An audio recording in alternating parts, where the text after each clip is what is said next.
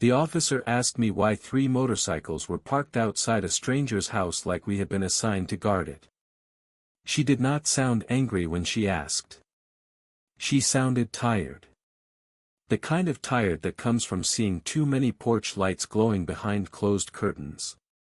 Too many neighbors pretending they did not hear anything. Too many people saying everything is fine while a child stands 10 feet away trying not to shake. I looked past her shoulder at the house. Small white place. 1 floor. Chain link fence. A cracked concrete path. 1 plastic chair on the porch, leaning slightly to the left as if even it had grown tired of waiting. The porch light was on, though it was not fully dark yet. That bothered me. Some houses turn on their lights to welcome people home. Some turn them on to make sure the street thinks nothing is wrong. Then I looked at the boy standing beside my bike. 10 years old. Blue hoodie zipped to his chin. Sneakers too big. 1 hand on his little brother's shoulder, the other twisted into the cuff of his sleeve. He was not crying. That was the first thing that scared me. Children cry when fear is new. Children go quiet when fear has become part of the furniture. The officer followed my eyes. "Start from the beginning," she said. So I did. I told her about Marlene's diner. I told her about the coffee. I told her about the boy walking in alone with wind-reddened hands and a bruise half hidden under his hood. And I told her the part one still think about most. He did not ask me to save him. He asked me where he could make a phone call that would not give him away. That afternoon had started ordinary enough. Connor, Travis, and I had been riding back from a veterans charity run 2 counties over. Nothing dramatic. Just cold wind, bad coffee at a gas station, and Connor complaining for 20 miles that his gloves were not as waterproof as the guy at the dealership had promised. The sky had been hanging low all day, gray and heavy, with that late autumn feeling that makes every field look abandoned even when it is not. Bare trees lined Route 12 like dark ribs. The shoulders of the road were covered in wet leaves. By 3:30, Travis pointed toward Marlene's diner as we passed the old tire shop. I did not argue. Marlene's was one of those places that had survived by not changing. Red vinyl booths. Chrome-edged tables. Coffee that tasted like the pot had been burned sometime during the Clinton administration. A pie case near the register. A bell over the door that sounded too cheerful for the building. We took the booth near the front window. We always did. Travis liked to see the bikes.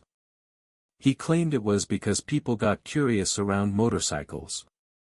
Truth was, a man stole his bike outside a bar in Amarillo 23 years ago, and Travis had never forgiven the concept of parking lots.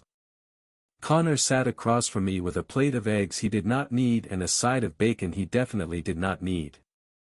Connor was the kind of man who ordered breakfast at 4 in the afternoon and acted like anyone who questioned it was attacking the Constitution. I had coffee. Black. Too hot. Too bitter. Perfect. Kelly was working the counter that day.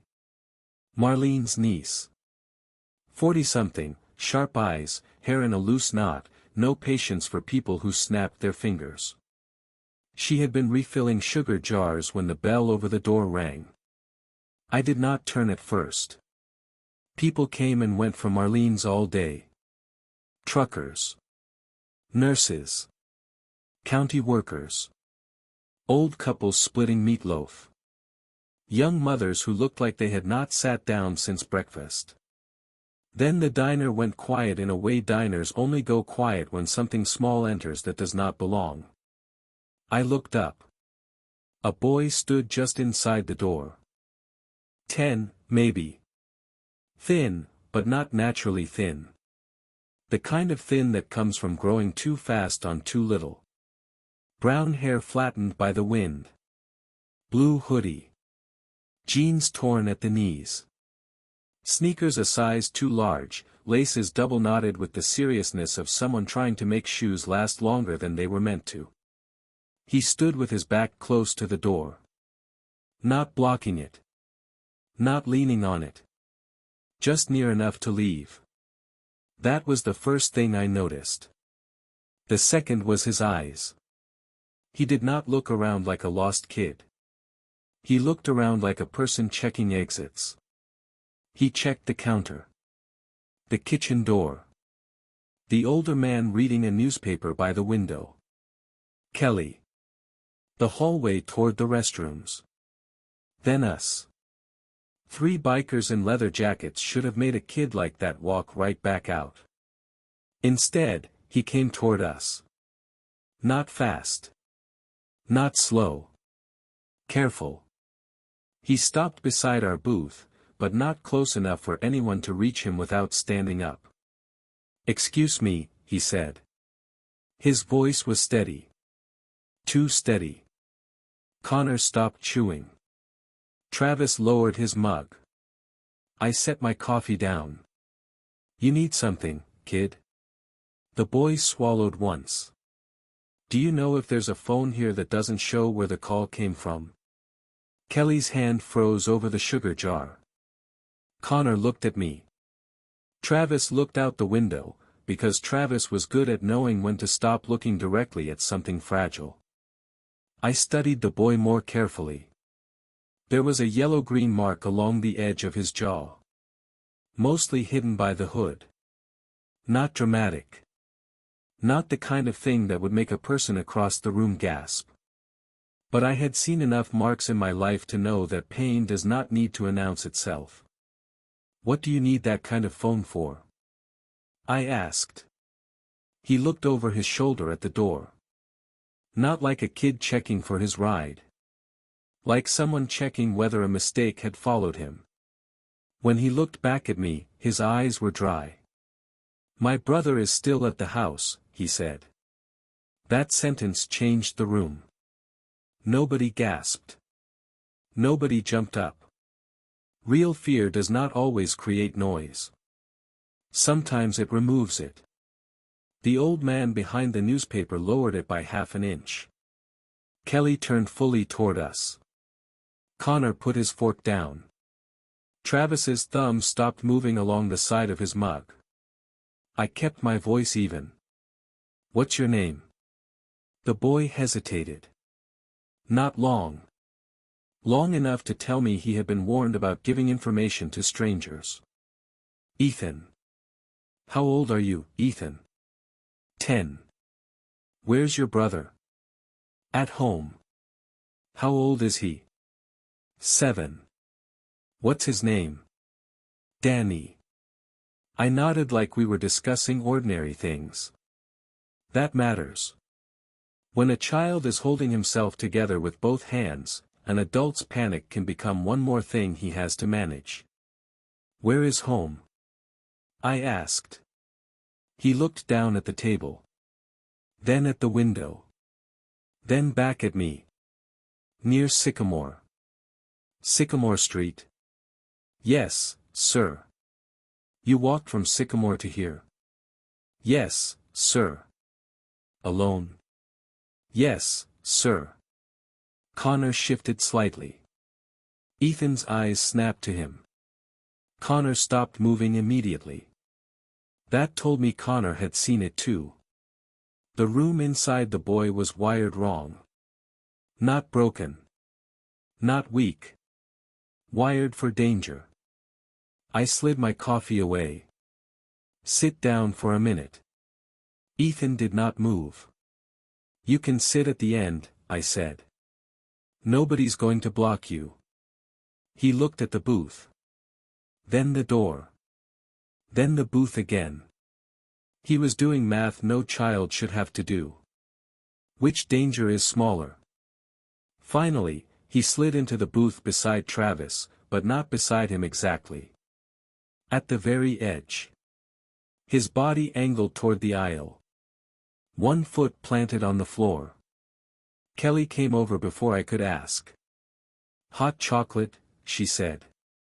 Ethan looked at me, as if accepting something free required permission. I nodded.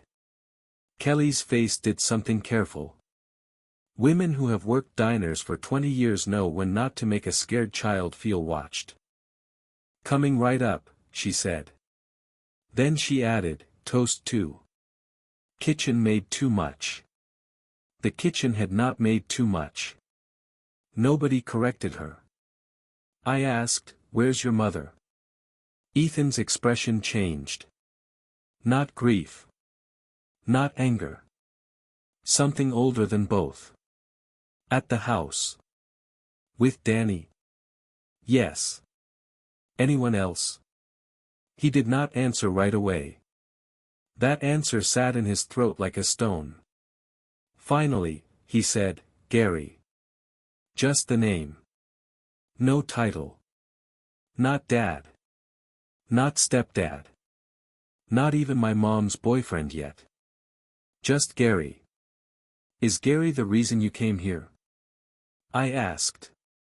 Ethan looked at the crack in the tabletop. It ran from the edge toward the napkin holder in a crooked line. He checks the phone, Ethan said.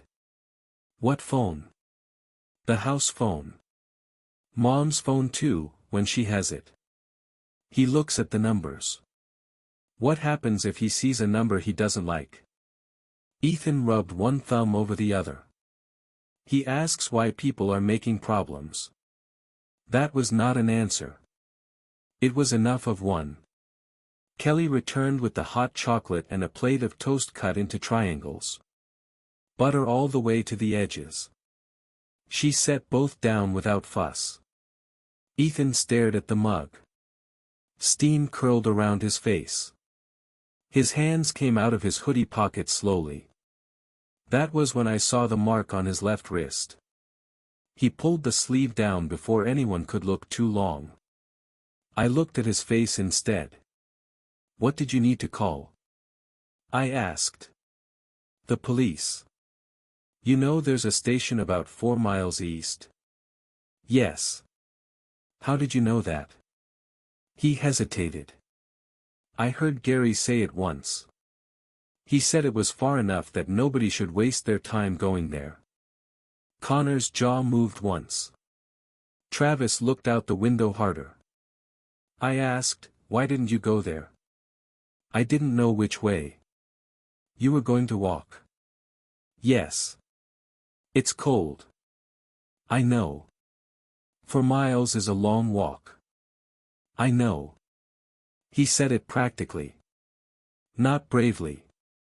Like 4 miles in the cold was simply one option among worse ones.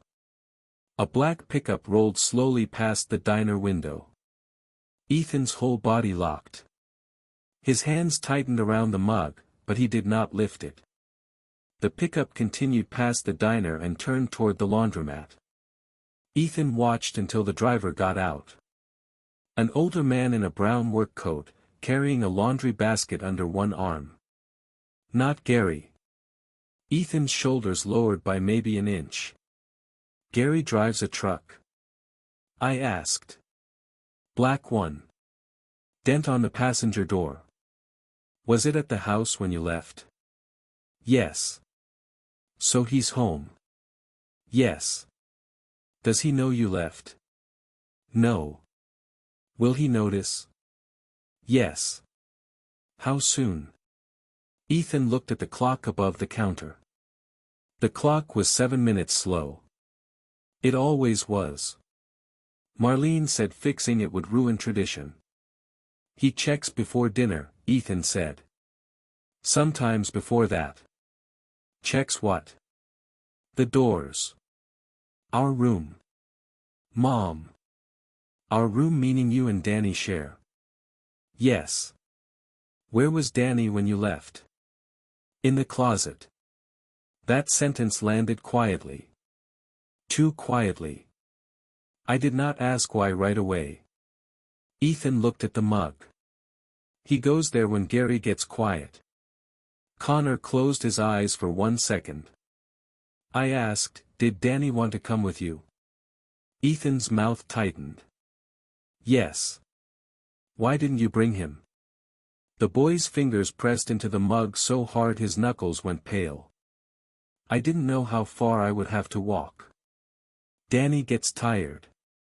And if Gary saw us both gone, he'd know right away. A 10-year-old had made a tactical decision. Leave the younger child hidden. Walk alone. Find help. Return if possible. That was when something old moved in my chest. Something I do not talk about much. My little brother Matt was 7 when I was 11. Our father was not bad every day. That is the part people who grew up in safe houses have trouble understanding. They think danger looks like danger all the time.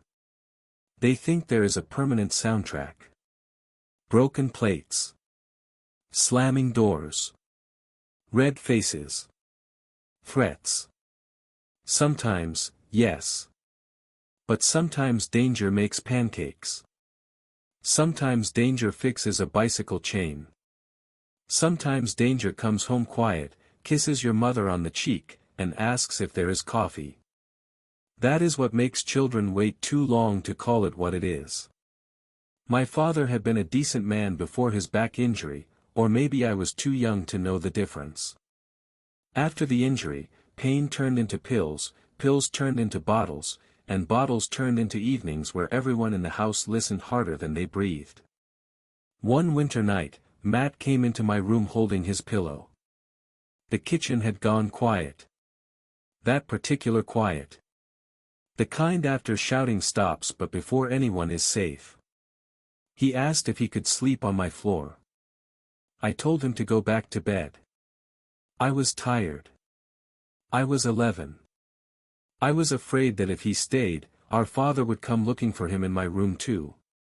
The next morning, Matt had a bruise on his arm in the shape of 4 fingers. He told me he fell against the dresser. I said okay because I wanted it to be okay. I have carried that okay for nearly 40 years. Old guilt does not care whether you were a child too. It just waits for another child to stand in front of you with wind-reddened hands and a plan too heavy for his age. I looked at Ethan. You did not leave him behind, I said.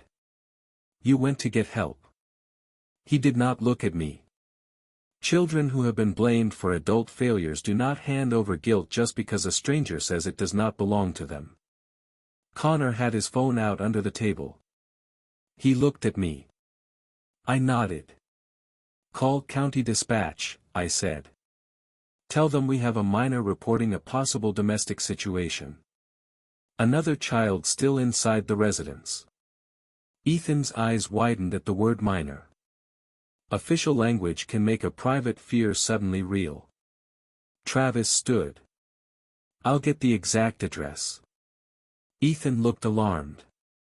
He can't go there. He's not going to the house, I said. He's going to stand by the window and make the call easier. That's all. Ethan did not believe that's all. I did not blame him. Adults in his life had probably used that phrase right before the room changed.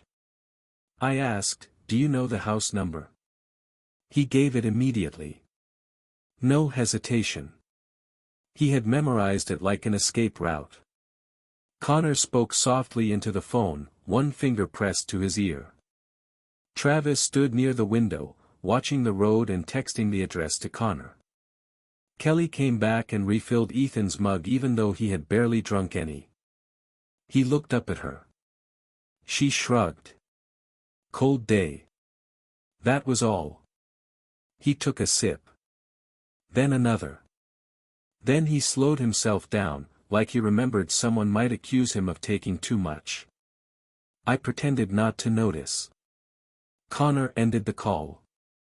Deputies are aware of the address, he said. There was a prior call 8 months ago. No charges. Closest available unit is tied up at a rollover near the county line. They're sending someone, but it could be 20, 25. Ethan heard every word. His face did not change. His foot started tapping under the booth. How long have you been gone? I asked. Maybe 40 minutes. Does your mother know? I don't think so. What will Gary do when he notices? Ethan looked toward the window. His answer came very quietly. He'll ask Danny why I left. That was enough. I stood up. Connor looked at me. We can wait for the unit. That was the reasonable choice. Sometimes reasonable choices are made by people who do not have to hear the clock the same way. I looked at Ethan. Then at the gray road outside. 25 minutes is a long time in the wrong house, I said. Travis exhaled through his nose. Connor pushed his plate away. Quiet, he asked. Quiet, I said. No driveway. No engines roaring. No door kicking. No touching anyone unless someone forces that decision. We go near the house. We keep dispatch updated. We get eyes on Danny if we can. We do not make the situation worse. Ethan was staring at me. You're going there? Yes. I need to come. You can stay here with Kelly. He shook his head before I finished. No. You'll ride behind me. You stay with Travis when we get there. You do not run to the house. You do not try to be braver than you already were today. Understand? His eyes shone then. Not tears exactly. Something close. I need Danny to know I came back. That sentence did more damage to me than crying would have. I nodded. He'll know. Kelly appeared with a brown paper bag. Toast, she said. Apple slices. 2 cookies. Ethan looked at it like food from strangers came with fine print. Kelly handed it to me instead. For later. I put 2 20s on the table. She pushed them back. Don't insult me, Wade. I left them anyway when she turned around. Outside, the air smelled metallic, the way it does before snow. My bike sat near the edge of the yellow light spilling from the diner windows. Black, heavy, too loud if treated carelessly. Ethan stopped a few feet from it. You ever been on one? I asked. He shook his head. I handed him my spare helmet. It was too big. I tightened the strap as far as it would go. He stood completely still while I did it. Children who are used to rough hands either flinch from every touch or freeze through it. Ethan froze. I stepped back as soon as I was done. You sit behind me. Hold my jacket. He climbed on carefully. His hands gripped the sides of the seat. Not me. I did not correct him. Connor started his bike first, softly as a machine like that can. Travis followed. I waited until Ethan's feet were set. You good? Yes, sir. Don't sir me when you're scared. Just say yes. A tiny breath moved through him. Yes. We rode out slow. No roar. No show. Just 3 motorcycles turning onto Route 12 beneath a sky that looked ready to fall. Sycamore Street was not far with an engine. Too far for a child in worn sneakers. For turns from the diner, the houses began to change. Old factory worker homes. Narrow driveways. Chain-link fences. Basketball hoops without nets. A tricycle turned upside down in one yard. A porch swing with one chain missing in another. Nothing unusual. That was the terrible thing. Most bad houses do not look bad from the street. They look tired.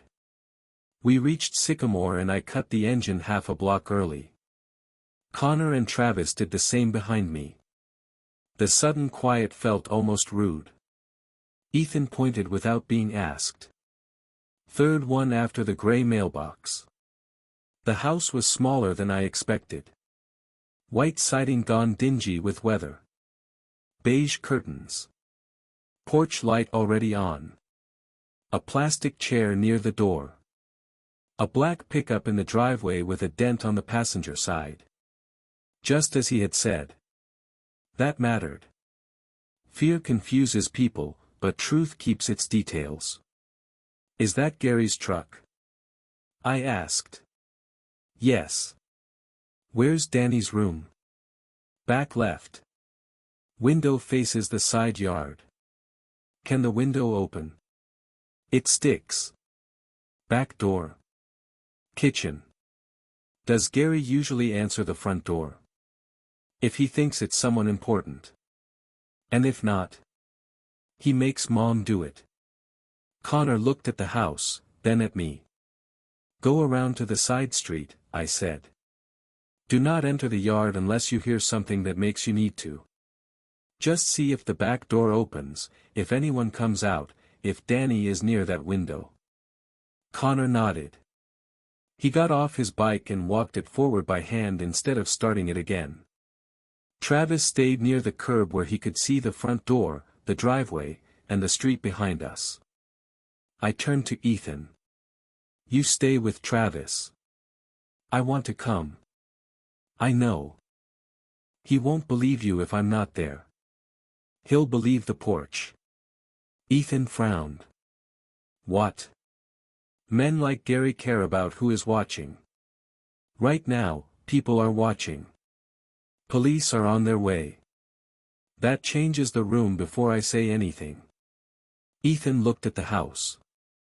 His hand found the edge of his sleeve and twisted it. He doesn't like surprises. Neither do I. That almost got a reaction from him. Almost. I started toward the house. Then I stopped and looked back. Ethan. He met my eyes. If your mother does not come out right away, that does not mean she chose him over you.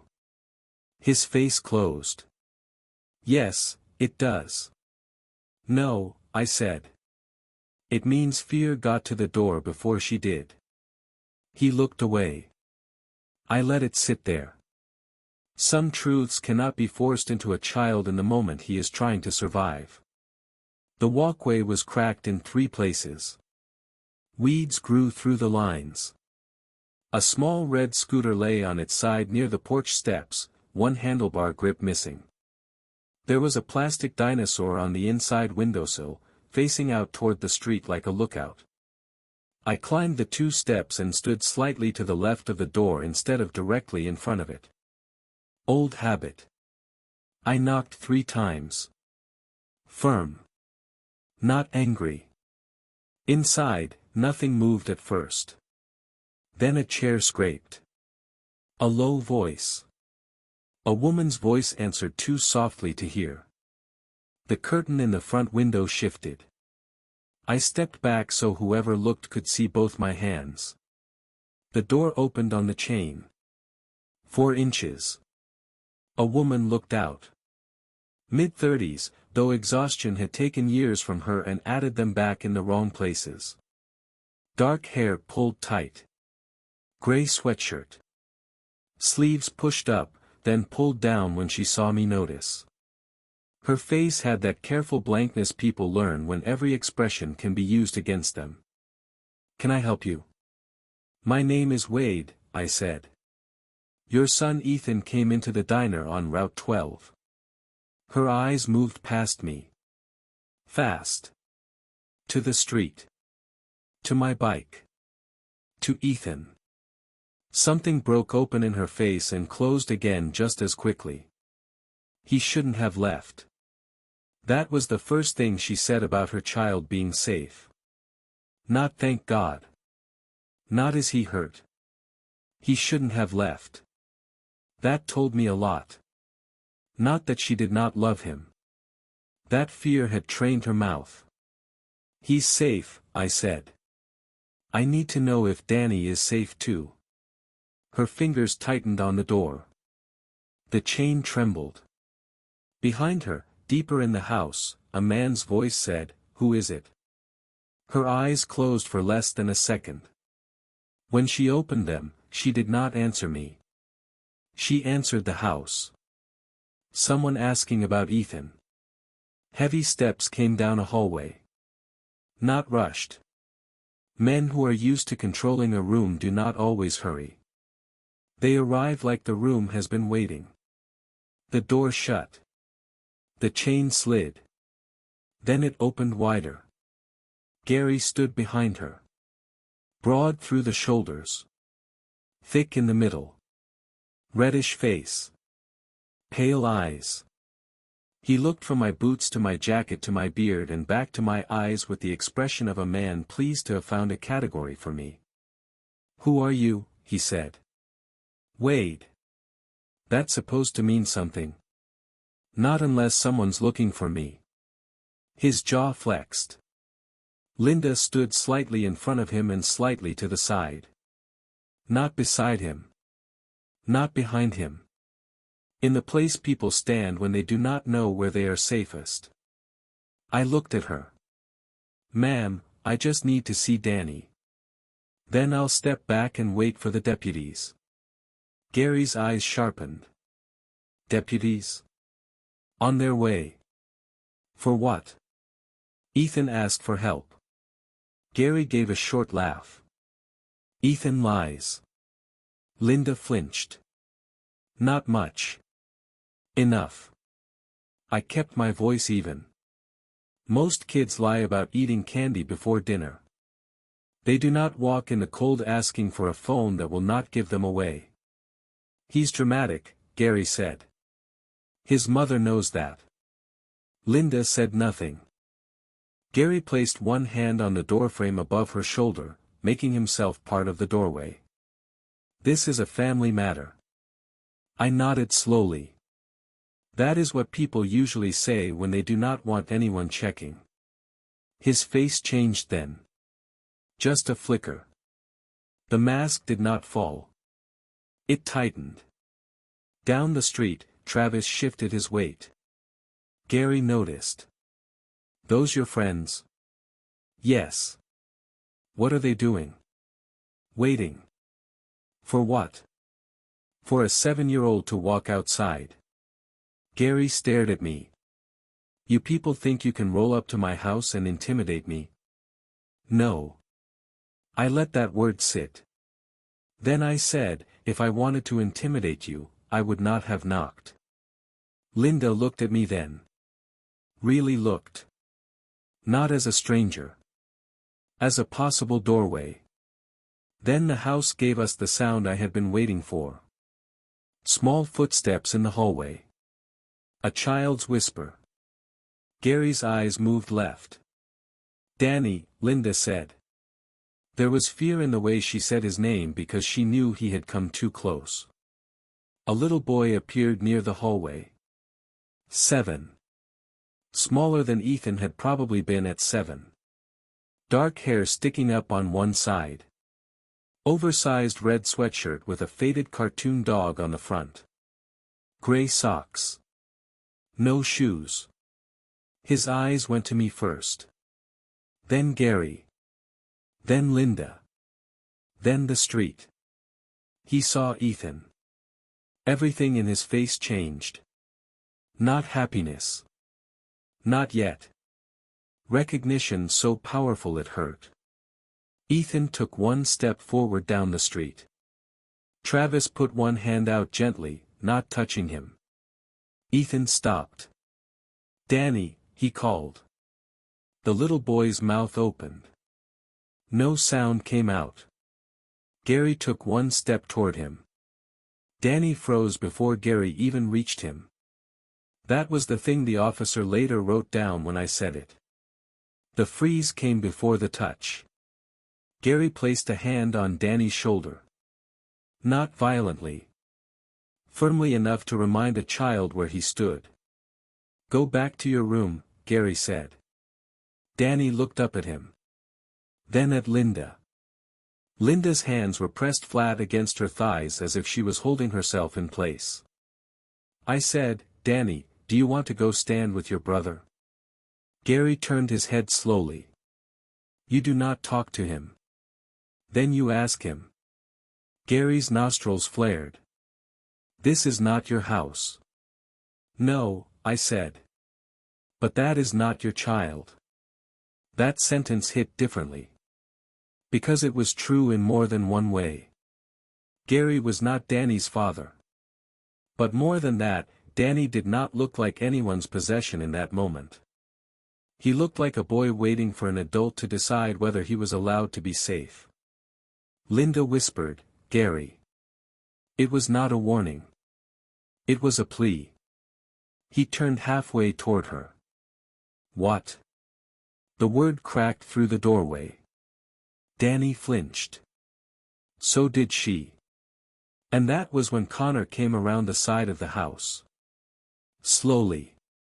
Hands visible. He stopped near the driveway. Far enough away that no one could say he was rushing the door. Close enough that Gary understood the back of the house was no longer private. Back door is closed, Connor said. Kitchen light is on. He said it to me. Gary heard what it meant. Someone had eyes on the exit. Gary looked from Connor to Travis to me. Calculating. Men like that are always doing math. Can I win this? Can I explain this? Who will believe me? What can I still control? For 1 second, his hand tightened on Danny's shoulder. Danny's face went white. I lowered my voice. Let him go. Gary smiled. A small ugly thing. Or what? I did not answer quickly. Anger wants to be fast. Control is slow. Or the deputies arrive and find you holding a scared child in the doorway after his brother ran for help, I said. You can explain that any way you want. But you and I both know how it looks. Linda looked at the street. At Ethan. At the 2 motorcycles. At Connor near the driveway. At Travis by the curb. Then at Danny. For the first time, her voice came from somewhere deeper than fear. Let him go, Gary. Gary turned his head. The porch light hummed above us. Somewhere down the block, a dog barked once and stopped. Gary's hand stayed on Danny's shoulder. Linda's voice shook, but she said it again. Let him go. It was not loud. It was not a movie moment. No music would have known what to do with it. But Danny heard it. Ethan heard it. I heard it. Gary heard it most of all. Because the first rebellion inside a controlled house is rarely a slammed door. Sometimes it is one frightened woman saying the same sentence twice. Gary lifted his hand. Danny did not move at first. That is how you know permission has been trained too deeply into a child. I stepped slightly aside, clearing the path. Go on, I said. Danny looked at Linda. She nodded. Barely. Enough. He walked past Gary. Past his mother. Past me. Down the 2 porch steps. Then he ran. Ethan broke away from Travis before Travis could stop him, but it did not matter now. The 2 brothers met in the middle of the street with the kind of force that would have knocked them over if Ethan had not braced for it. Danny wrapped both arms around Ethan's waist. Ethan bent over him and held the back of his head. Not like a child hugging a sibling. Like someone counting a survivor. I looked back at Linda. She was watching them through the open door. Her face had gone slack with something too complicated to call relief. Gary said, "You're making a mistake." To her. Not me. Her eyes did not leave the boys. No, she said, almost to herself. I already made it. Gary's mouth twisted. You think they're going to help you? You think these people care what happens after tonight? That was the most honest thing he had said. Because after tonight was the hard part. The rent. The paperwork. The statements. The fear. The phone calls from people who would say maybe it was not that bad, because they preferred their lives when the truth stayed behind someone else's curtains. Linda knew that. It was written all over her. She was not suddenly brave. She was suddenly out of excuses. Police tires sounded at the end of the block. No siren. Just the low crunch of rubber over old pavement. Gary heard it and changed again. His shoulders lowered. His face smoothed. His voice came back measured. "Linda," he said. "Think very carefully before you embarrass this family in front of strangers." There it was. Not love. Not apology. Image. Linda looked at him then. Really looked. Whatever she saw had been there for years, but maybe this was the first time the porch light was bright enough. The cruiser pulled behind the bikes. A female deputy stepped out first. Mid-30s. Hair pulled tight. Expression calm in a way that told me calm was part of the job, not the mood. Her partner came around the other side, older, heavier, one hand resting near his belt but not on anything. The female deputy scanned the scene. Me on the porch. Gary in the doorway. Linda behind him. Connor by the driveway. Travis in the street. Two boys holding each other beside my bike. She came toward me first because I was the safest unknown. "You called?" "My friend did," I said. "Boy's name is Ethan. He came into Marlene's on Route 12 asking for a safe phone. Younger brother is Danny. Mother is Linda. Man in the doorway is Gary." Her eyes moved to Gary. Then to Danny. Then to Ethan. "Anyone hurt right now?" "Not visibly from here." "Any weapons?" "Baseball bat by the back door, according to Ethan." "Tools in the garage." "I have not seen anything in his hands." She nodded once. "You went inside?" "No." "Threatened him?" "No." Gary gave a short laugh from the doorway. The deputy looked at him. "Sir, I will speak with you in a moment." That sentence has a special power when said by someone who has no interest in your performance. Gary shut his mouth. The male deputy moved toward the driveway, placing himself where he could see the side of the house and Gary at the same time. The female deputy looked at Linda. "Ma'am, are you Linda?" Linda nodded.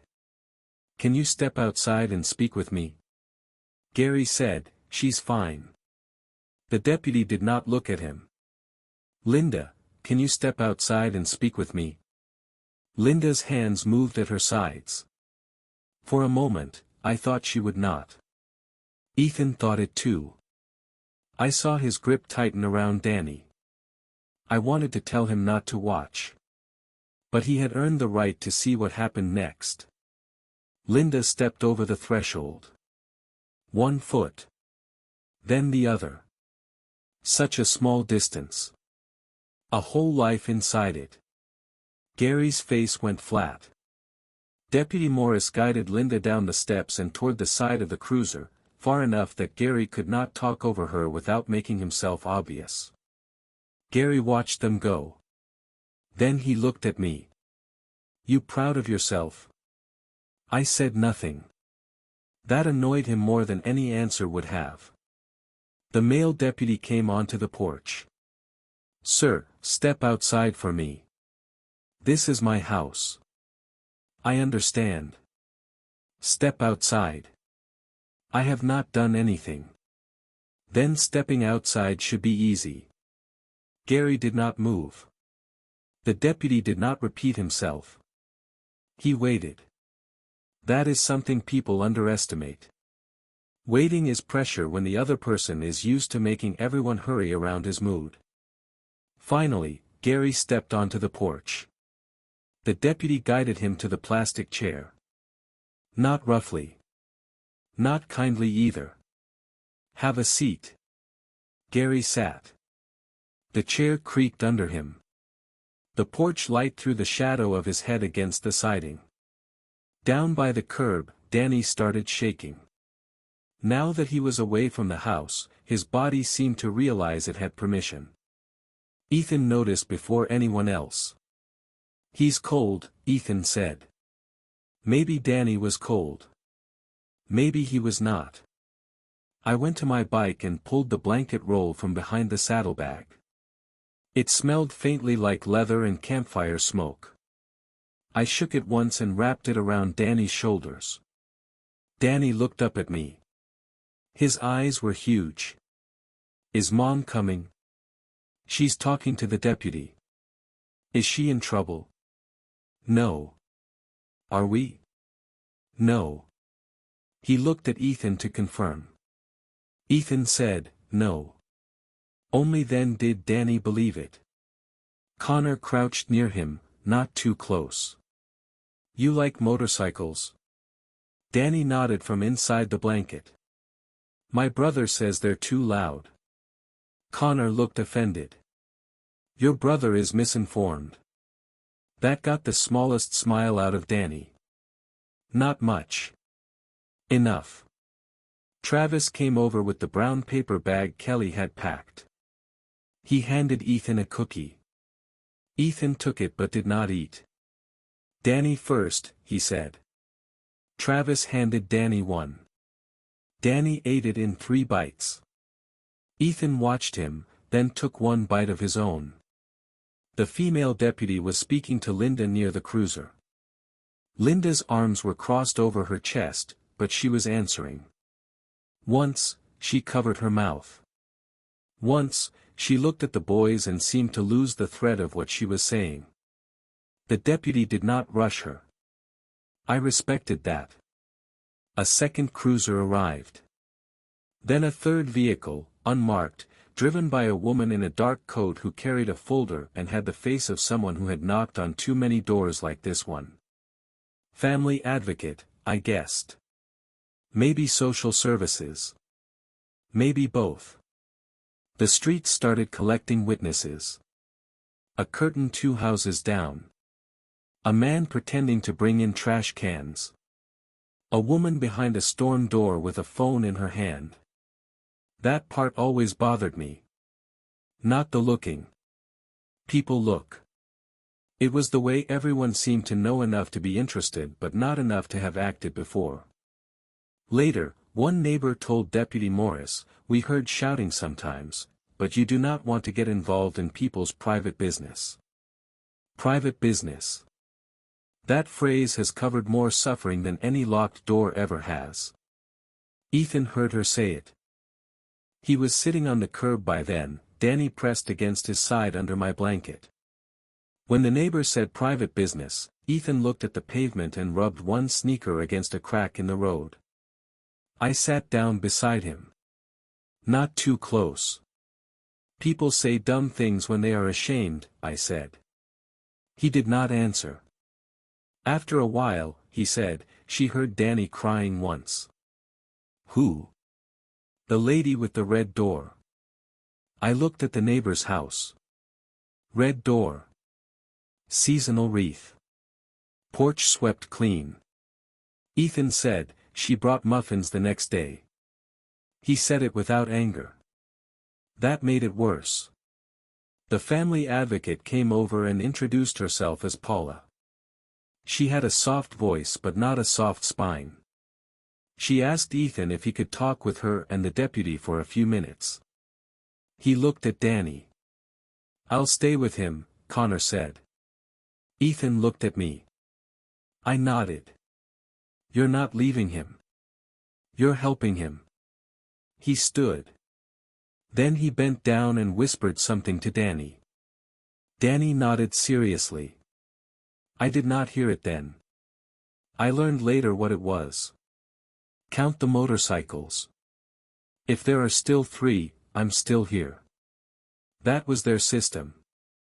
Not one any child should need. But it worked. Ethan went to the cruiser hood with Paula and Deputy Morris. He stood straight while he talked. Hands at his sides. No big gestures. No tears. He gave dates as best he could. Not calendar dates always, but child dates. The day after picture day. The night the basement leaked. When Mom missed Danny's conference. The week Gary took the phone. Children keep time by disruptions. Adults use months. Children use the day the lights went out. Deputy Morris wrote everything down. Paula listened without making the face people make when they want you to know how sad they are for you. That was good. Ethan did not need pity while he was trying to stay useful. Gary sat on the porch for maybe 10 minutes before he made his first mistake. He called out, "Ethan, tell them what you did last week." The male deputy said, "Sir." Gary kept going. "Tell them how you stole from my wallet." Ethan stopped talking. There it was. The hook. The old leash. Paula looked at Ethan. "Did you take money from his wallet?" Ethan's eyes went to the ground. "Yes." Gary leaned back like he had won something. I felt Travis shift beside me. I looked at him once. He stayed put. Paula's voice did not change. "How much?" $8. "What did you use it for?" Ethan's throat moved. "Lunch." The street went very quiet. "Whose lunch?" Paula asked. "Danny's." "Mine too, but mostly Danny's." Gary said, "There's food in the house." The male deputy turned slightly. "Sir, stop talking." This time Gary did. Paula looked at Ethan. "Why did you not ask your mother for lunch money?" He shrugged. It was the first childlike gesture I had seen from him. Gary said school lunch was wasting money because food was at home. Was there food at home? Sometimes. Enough? He did not answer. Paula wrote something down. Gary's victory dissolved on the porch. That is the thing about truth. People who use partial facts as weapons forget the whole sentence is usually standing nearby. Ethan had stolen $8. That was true. He had used it to feed his little brother. That was true too. Most cruelty depends on stopping the sentence early. While Ethan gave his statement, Linda sat in the back of the first cruiser with the door open, speaking to Deputy Morris. She kept looking toward Gary even though he was far enough away not to hear. The deputy finally asked her something that made Linda put both hands over her face. She shook her head. Then nodded. Then shook it again. Fear arguing with itself. Danny watched her from the curb. "Mom cries quiet," he said. Connor, sitting beside him, looked at me because there are some things you cannot answer well. I said, maybe she had to for a long time. Danny thought about that. Then he said, Ethan cries in the shower. Ethan was too far away to hear. I was glad. Connor looked down at his boots. Travis walked to the other side of his bike and pretended to adjust a strap that did not need adjusting. The sky darkened. The first snowflake landed on my glove and vanished. Not real snow yet. Just a warning. Paula finished with Ethan and came back toward us. Ethan returned to Danny immediately. Danny counted the motorcycles under his breath and seemed satisfied. Deputy Morris approached me. We will need your statement. Sure. She took me to the front of her cruiser. Her name tag said Morris. She asked clean questions. Time. Location. Exact words. Who called dispatch? Whether I entered the home. Whether I touched Gary. Whether Gary threatened anyone. Whether Danny appeared afraid. I answered carefully. Not because I wanted to protect Gary. Because sloppy truth gives bad people room to move. When she asked what made me decide not to simply wait at the diner, I looked at Ethan and Danny sitting under the blanket. The older boy knew too much about being careful, I said. And he was more afraid of being too late than being hurt. Deputy Morris paused her pen for half a second. Then kept writing. Did he disclose physical abuse? Not in detail. Did you ask? No. Why? Because he gave us enough to act on, and I did not need to make him say things in a diner to satisfy my curiosity. She looked at me then.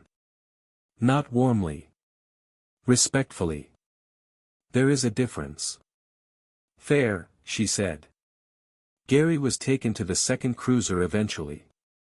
Not handcuffed at first. Then handcuffed after he refused to stop standing up. He did not fight.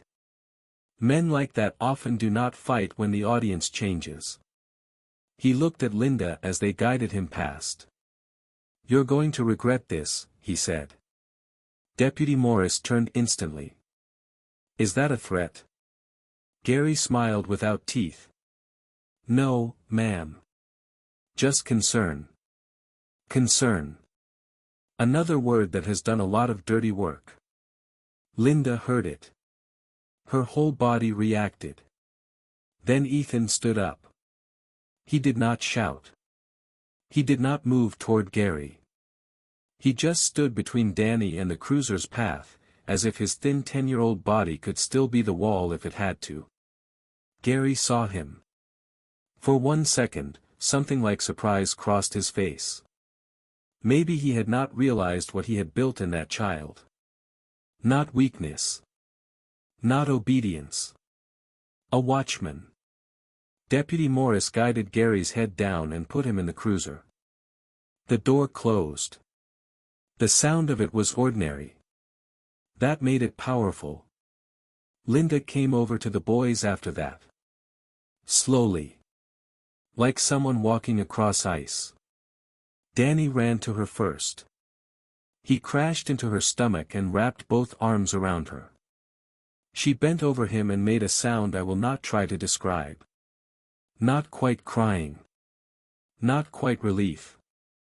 Something that happens when crying has been trapped in the body too long and comes out broken. Ethan stayed where he was. Linda reached one hand toward him. He looked at it. Then at her face. You opened the door, he said. She closed her eyes. I know. You let him touch Danny. Her hand dropped. The whole street seemed to hold its breath. Linda did not defend herself. That was the first good thing she did as a mother in that moment. Not the only good thing. The first.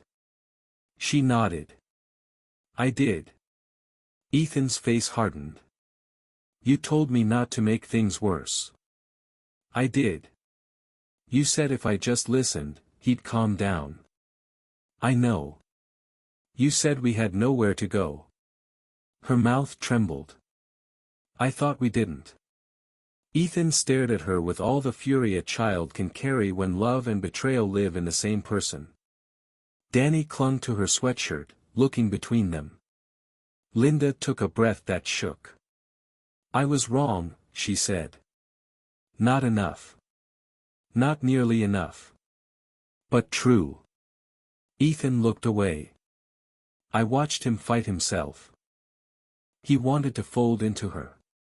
He wanted to punish her. He wanted to be 10. He wanted to stay the adult because he did not trust anyone else to do it. Linda seemed to understand that she did not get to demand his comfort. She kept one arm around Danny and said, I'm going with them. I'm going to answer everything. I'm not going back in there tonight. Ethan looked at her then. Promise? She shook her head once, almost violently, at herself. No. His face fell.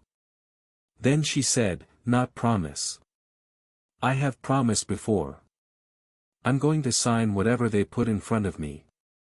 I'm going to do it while you're standing there. You can watch me. That was better.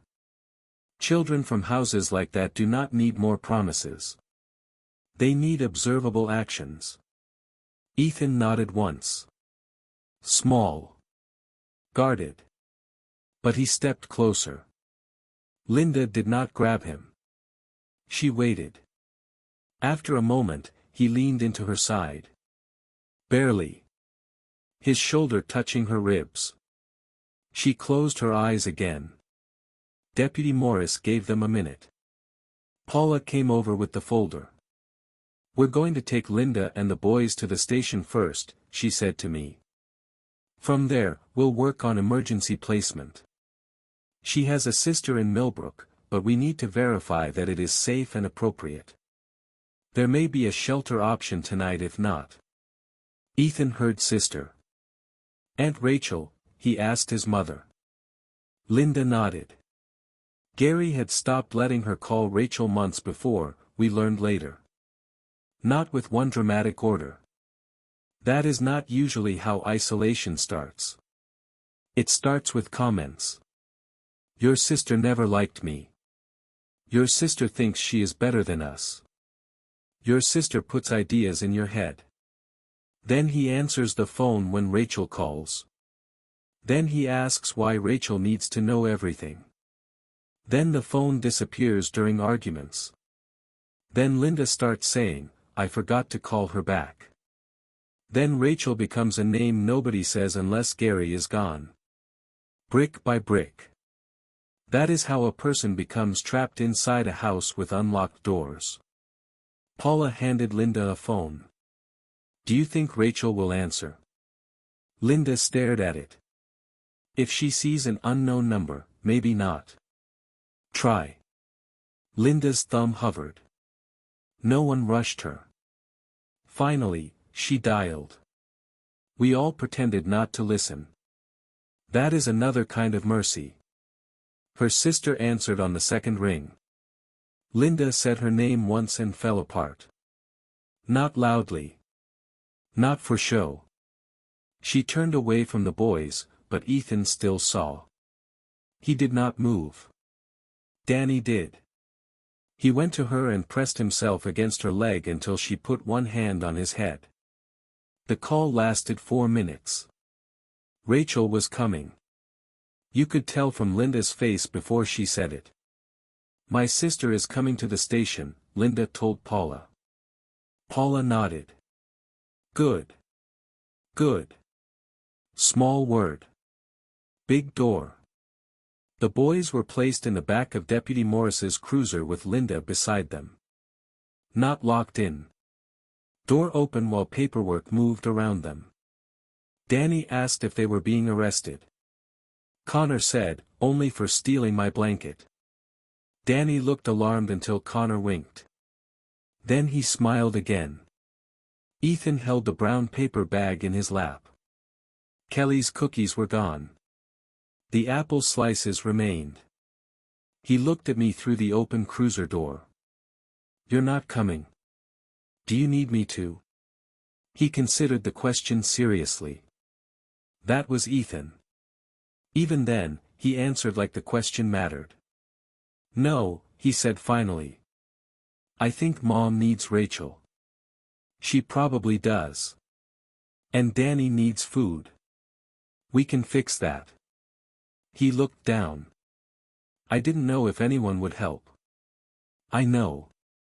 I almost didn't go into the diner. That one stayed with me. How come you did? He shrugged. I saw your jackets. Travis laughed once under his breath. Most people walk the other way when they see those. Ethan looked at the three of us. Gary doesn't like people who look like they might not listen to him. I had no answer to that. Sometimes a child's logic is cleaner than an adult's wisdom. Deputy Morris closed the cruiser door gently. Before she did, Danny leaned toward the gap. Is it going to snow? Connor looked up at the sky. Maybe. Danny nodded. I knew it. You a weatherman? No. The clouds looked heavy. Connor put a hand over his heart. Professional opinion. I respect it. Danny smiled. The door closed. The cruiser pulled away first. Then Paula's car. Then the second cruiser with Gary in the back. The street emptied in pieces. Porch curtains dropped. Neighbors disappeared. The red door closed. The house remained. Porch light on. Front door shut. Plastic chair crooked under it. A house can look innocent when the people are gone. That is one of the cruelest things about houses. They keep their shape. Travis stood beside me.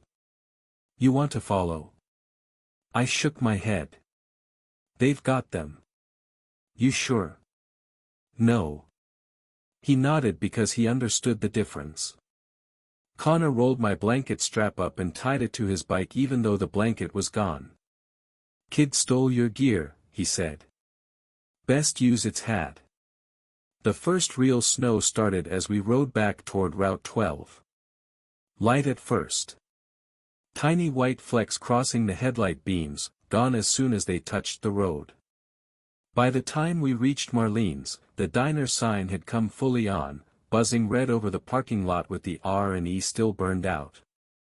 The highway was darker now, headlights sliding past in both directions. Kelly was behind the counter when we walked in.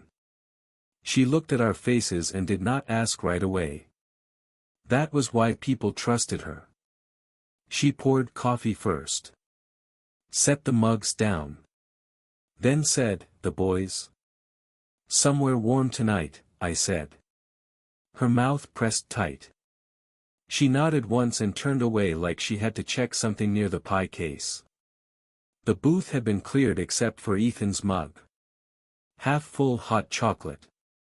Cold now. A faint ring where his small hands had held it. Kelly had left it there. I sat down in the same seat. Connor took his plate of eggs, now ruined, and ate them anyway because Connor believed wasting food was a character flaw. Travis stood by the window, watching snow gather in the corners of the lot. I looked at the mug. All afternoon, Ethan had been careful with that hot chocolate. Careful not to drink too much. Careful not to seem greedy. Careful not to relax. There are children who can accept kindness only in sips because anything larger feels like a trick. Kelly came over with the coffee pot. Did the mother go? Yes. Good. She was scared. Kelly looked at me. Scared mothers still have to move. There was no cruelty in it. Just truth. Kelly had raised 2 kids after a husband who liked to put his fist through drywall and call it stress. She knew both sides of that sentence. She moved, I said. Kelly nodded. Then maybe tomorrow she moves again. That was the whole story, really. Not victory. Movement. One step. Then another. Sometimes that is all rescue is. Not fixing a life. Interrupting the worst part long enough for the next step to appear. We stayed at the diner until the snow began sticking to the bikes. Connor called dispatch once more, not asking for details they could not give, just making sure our statements were complete. Deputy Morris called back 20 minutes later and said Linda and the boys were at the station, Rachel had arrived, and an emergency order was being processed. She did not say everything would be fine. I respected her for that. She said, "They are safe for tonight." For tonight can be a beautiful phrase when the day has been bad enough. I paid the bill Kelly pretended not to give me. This time she let me. Before we left, I took the brown napkin from under my coffee and wrote down my number. Not for Linda directly. For Paula, if she thought it appropriate. I knew boundaries. I was not family. Not a savior. Not the start of some clean new chapter where 3 bikers became guardian angels and all the hard systems turned soft. That is not how life works. But sometimes a kid needs to know the person who stopped once can be found again. I gave the napkin to Kelly. If anyone official asks. She folded it and put it beside the register. Outside, the air had gone quiet with snow. The bikes were dusted white. Travis brushed off his seat with one gloved hand and cursed because Travis believed weather was a personal insult. Connor looked down Route 12 toward the turnoff to Sycamore. You think she'll stay gone? I don't know. He nodded. You think the boys will be okay? I don't know. He looked at me. That all you got tonight? I zipped my jacket. No, I said. I know. Ethan walked into the diner. Connor's face softened. After a moment, he said, yeah. That was enough. I rode home slow. The roads were wet, and snow kept appearing in the headlight like ash. I passed the turn for Sycamore and did not take it. There was nothing for me to do there. The porch light would be on or off. The chair would be empty. The house would keep its secrets until someone came with keys and boxes and paperwork. At home, I hung my jacket by the door and stood there longer than I needed to. My house was quiet. But it was the good kind. The kind where nothing waits around corners. I made coffee I did not want and sat at the kitchen table until almost midnight. At some point, I thought about Matt. My little brother. He lives in Oregon now. Fixes boats. Has a wife named Elise who sends Christmas cards with photos of dogs wearing antlers. We talk every few months, mostly about weather and engines and whether our knees hurt. We have never talked much about the house we grew up in. Some siblings do. Some build a bridge over it and meet on safer ground. That night, I called him. It was late his time. He answered anyway. You dead? He asked. That was his way of saying hello. Not yet. Then why are you calling at midnight? I looked at my kitchen window, at my reflection in the dark glass.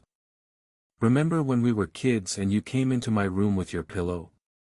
The line went quiet. For a second, I thought I had made a mistake. Then Matt exhaled. Yeah. I should have let you stay. Another silence. Longer. Outside, snow tapped softly against the window. Matt said, you were 11. I know. Do you? I closed my eyes. There are kinds of forgiveness that irritate the wound before they clean it. I met a kid today, I said. And I told him some of it. Not all. Enough. When I finished, Matt was quiet again. Then he said, did the brother get out? Yes. Good. That was all he said at first. Then, softer, you let him stay this time. I sat there with the phone in my hand and did not trust myself to answer. The next morning, Paula called. I almost did not recognize the number. She told me she had my contact from Kelly and asked if I was willing to answer a few follow-up questions for the report. I said yes. At the end, after the official part was done, she paused. I cannot tell you much, she said. I know. But the boys are with their aunt for now. Linda is there too. There's a hearing scheduled. School has been notified. They have clothes. Food. The younger one still has your blanket. Good. The older one asked whether you got home before the snow got bad. That hit harder than it should have. He asked that. He did. Tell him yes. I can pass that along. I hesitated. Then said, Tell him 4 miles is still too far to walk in the cold. Paula was quiet for a moment. I'll tell him. Over the next few weeks, I learned more than I wanted to. Not because anyone handed me private details. They did not. Paula was careful. Deputy Morris was careful. Kelly was careful in the way diner people are careful, which means she knew more than she said and said less than she knew. But small pieces came through proper channels. School had noticed things. Of course they had. That was the part that bothered me. Ethan's 4th grade teacher, Mrs. Hollis, had called home 3 times about missed homework, 2 times about Danny waiting too long after school, and once about Ethan falling asleep during silent reading with his pencil still in his hand. The school nurse had written a note about Ethan always wearing long sleeves. The cafeteria manager had noticed Danny asking whether he could save half a carton of milk for later. Everyone had one piece. No one had the picture. That is how kids disappear in plain sight. Not because nobody sees. Because everybody sees only enough to explain away. A tired mother. A strict boyfriend. Money problems. A shy child. A boy who steals $8 for lunch.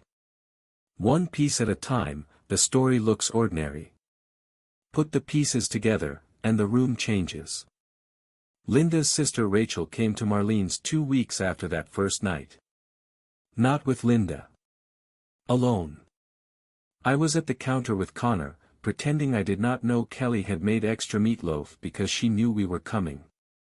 Rachel walked in wearing a green coat, rain on her shoulders, and the expression of a woman who had spent years being told she was overreacting and was now too tired to be polite about being right. "You're Wade?" she asked. "That depends." Kelly said, "Don't be cute.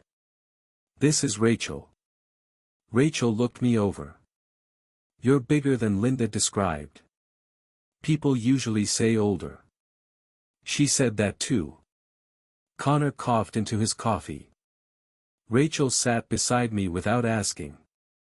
Kelly poured her coffee without asking. For a minute, Rachel did not speak.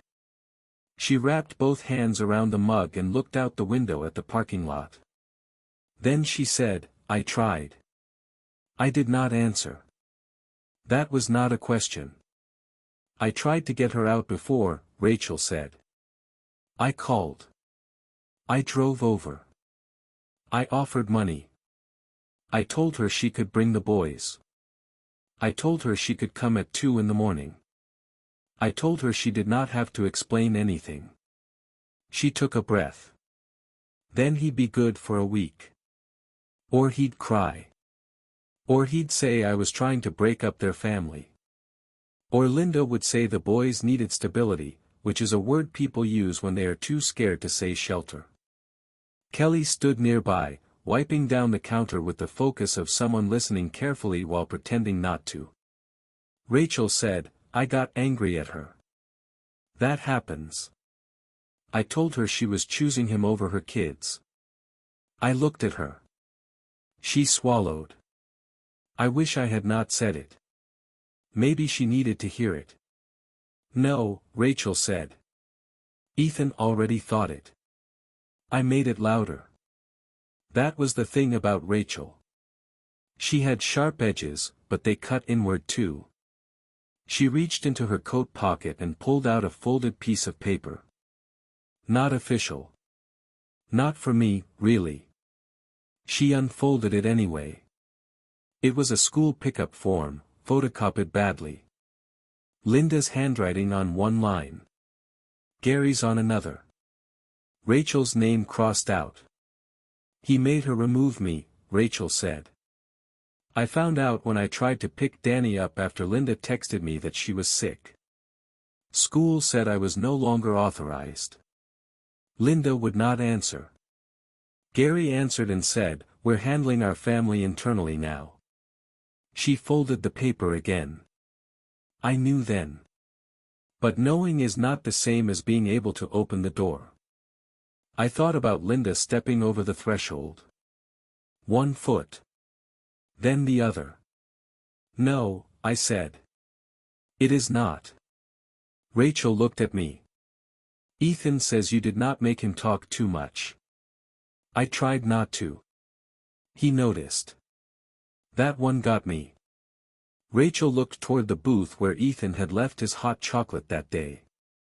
He also says you told him he did not leave Danny behind. I did. He repeats that. I looked down at my coffee.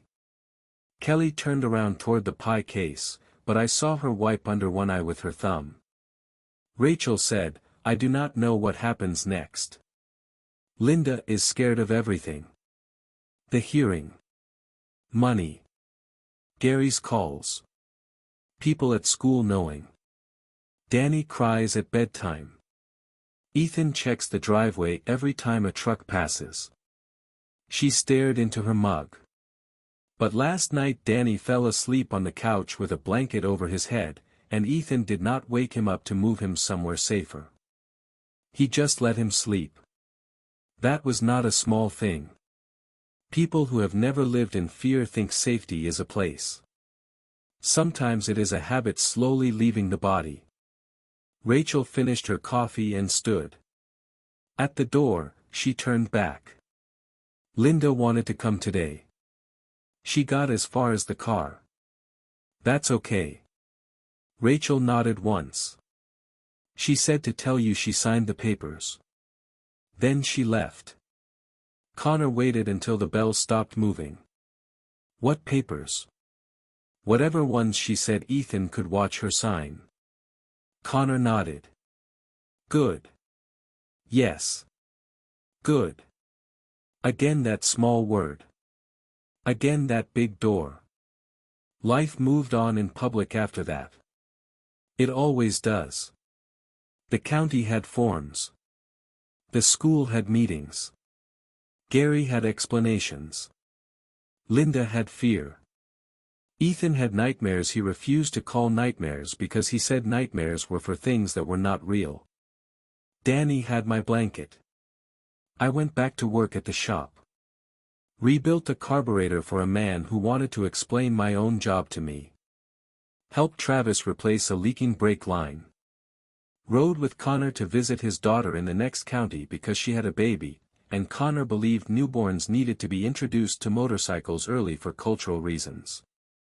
Every time I stopped at Marlene's and the bell over the door rang, I looked up. Could not help it. That is the trouble with witnessing one emergency. For a while, every door becomes possible. In December, Paula called again. She asked if I would be willing to meet in a public place. Ethan had requested it, she said, and Linda approved. Paula would be present.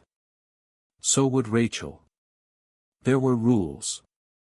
There should be rules. I said yes. We met at Marlene's. Where else? I got there early and sat in the same booth because some part of me believed Ethan should get to see that the geography had changed. Same table. Different ending. Kelly polished the counter with unnecessary intensity. Connor came but sat at the counter, not the booth. Travis said he was too busy, then showed up anyway and pretended he had only stopped for pie. The bell rang at 4:12. Ethan came in first. Blue hoodie again, but this one fit. New sneakers too. Still double knotted. Some habits stay because they worked.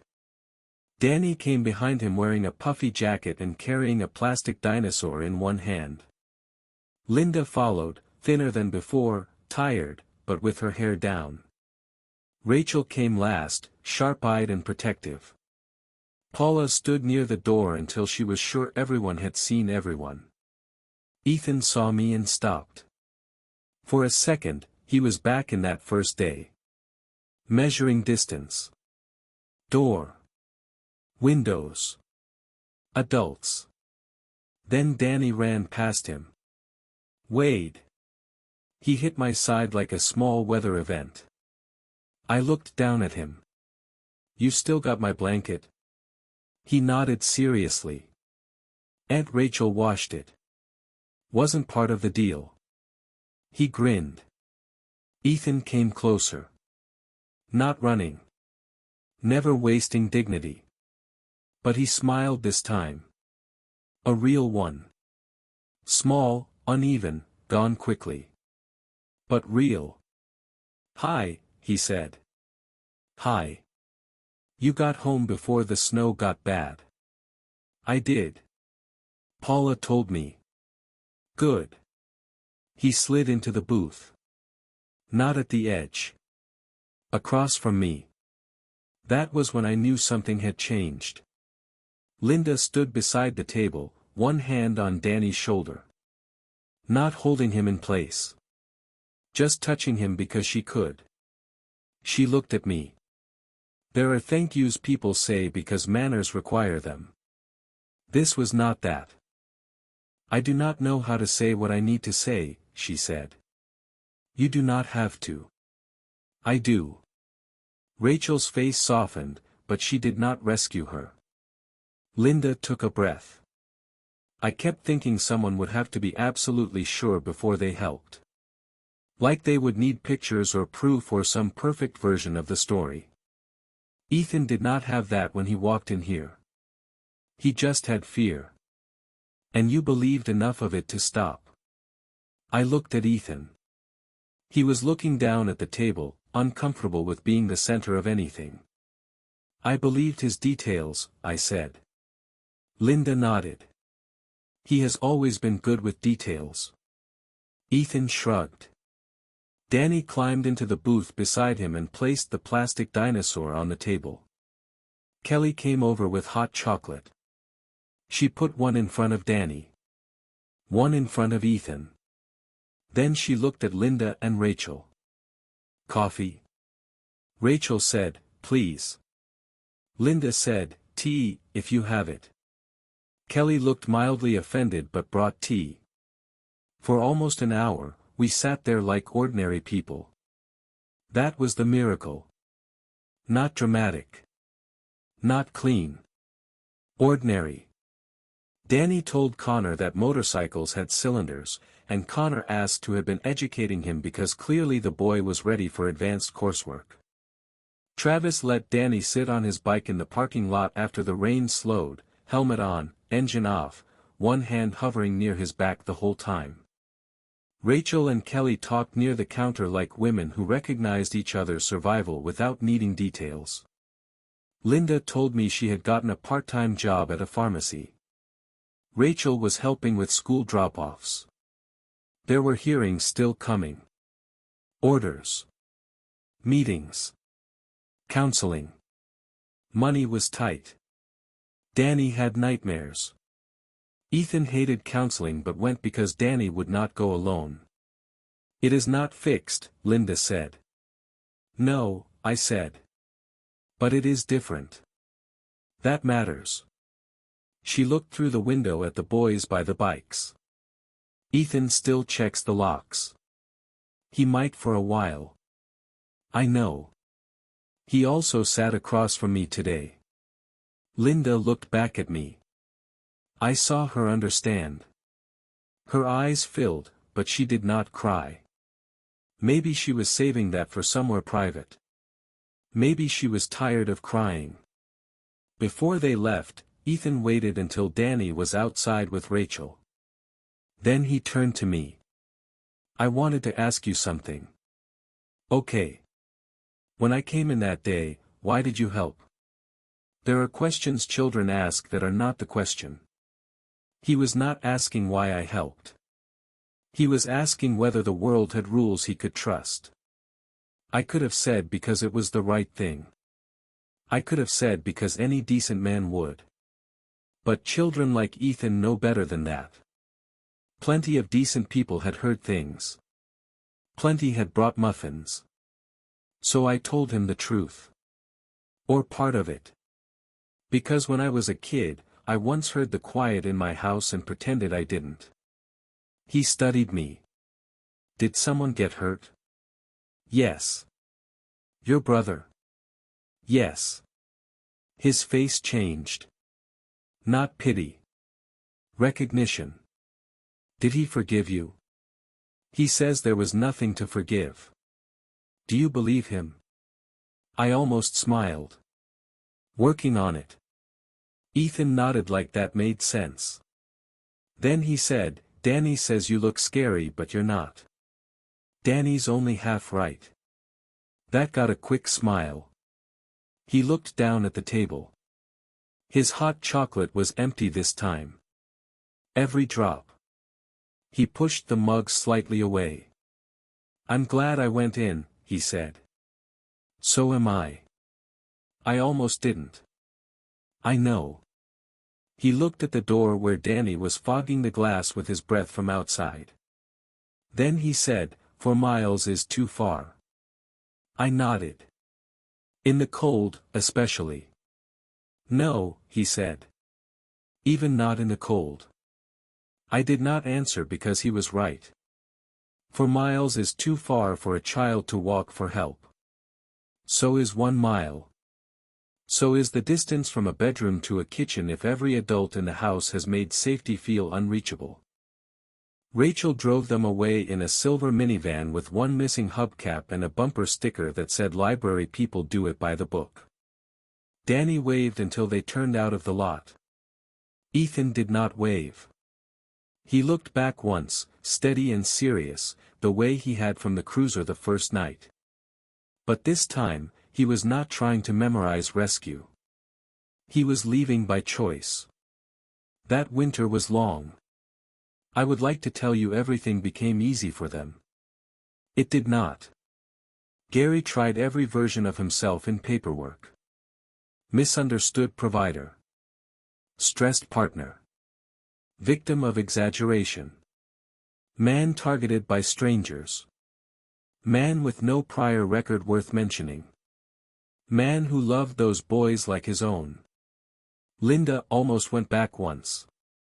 I know that because she told Kelly months later, and Kelly told me only after Linda said it was all right. It happened in February. Money was bad. Rachel's house was crowded. Danny had cried for 3 nights because he wanted his old dinosaur sheets. Ethan got suspended for shoving a kid who called his mom trash.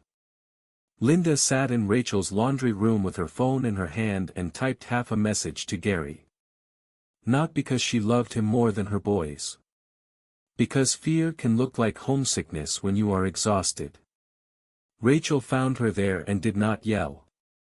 She sat on the dryer beside her and said, "Show me the message." Linda did. Rachel read it and said, "Now show Ethan." Linda said she could not. Rachel said, "Then do not send something you cannot show your son." That was the end of it. Not heroic. Laundry room. Phone. Sister. Another step. In March, Ethan joined a school robotics club because a counselor suggested he needed a place where careful thinking was not only useful in emergencies. He was good at it. Of course he was. Children who survive by reading rooms often understand systems quickly.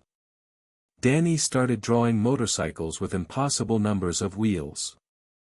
Connor framed one. Travis said the perspective was terrible and then kept a copy in his saddlebag. Linda got full-time hours at the pharmacy by spring. Rachel helped her find a small apartment over a retired couple's garage. 2 bedrooms, slanted ceilings, bad water pressure, safe locks. Ethan picked the room with the window facing the driveway because he said Danny liked the other one better. Linda let him say that. Then she took the driveway room herself. That was progress too. Taking watch back from a child. The first time she told him, Ethan argued.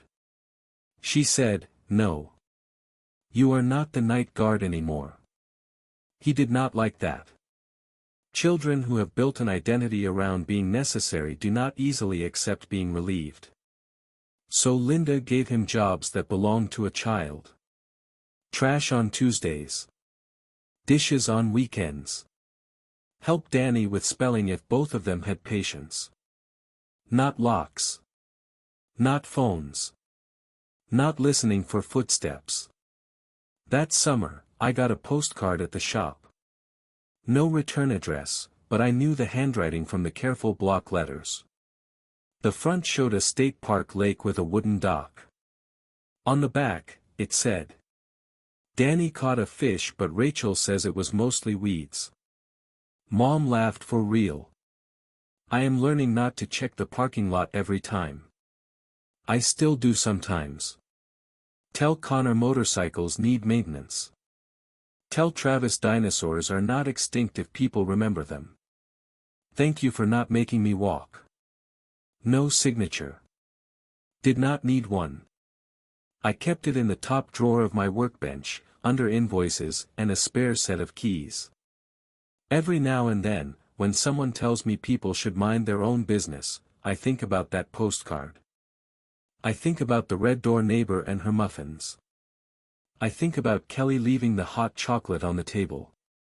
I think about Deputy Morris asking clean questions and Paula wading through silence. I think about Linda stepping over the threshold like the floor might disappear. I think about Danny counting motorcycles because his brother needed a way to promise without lying. Mostly, I think about Ethan standing in a diner with wind-reddened hands and a bruise half hidden by his hood, asking for a phone that would not give him away.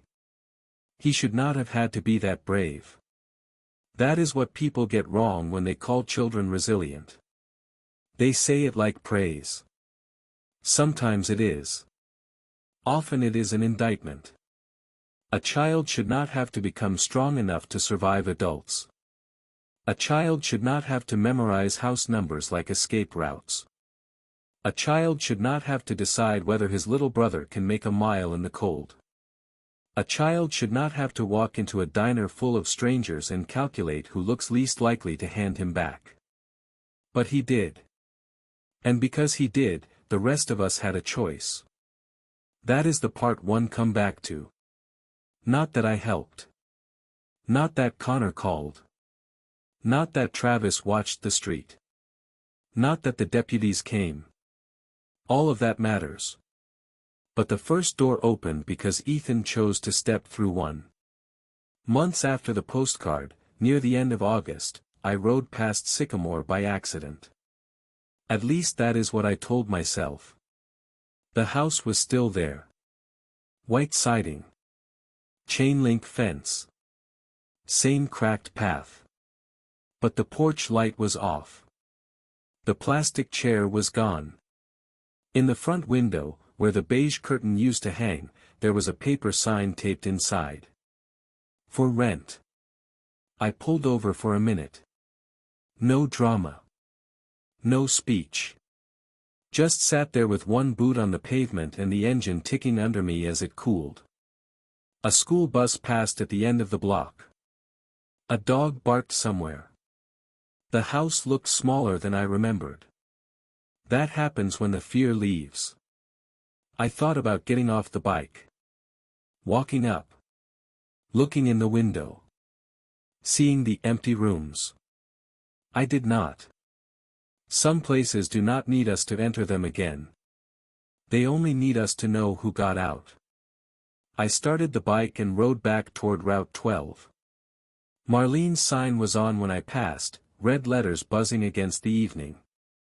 Through the window, I could see Kelly wiping the counter, Connor at the end stool, Travis arguing with somebody about pie. For a second, I almost stopped. Then I kept going. The road ahead was clear.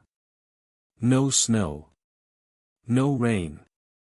Just late summer light fading soft behind the trees. At home, I opened the drawer in my workbench and took out the postcard. Danny caught a fish but Rachel says it was mostly weeds. Mom laughed for real. I am learning not to check the parking lot every time. I still do sometimes. Thank you for not making me walk. I read that line twice. Then I put the postcard back, closed the drawer, and turned off the shop light. The house went quiet around me. The good kind. And somewhere, I hoped, Two boys were learning that quiet could mean sleep. Not danger. Not footsteps. Not waiting. Just sleep.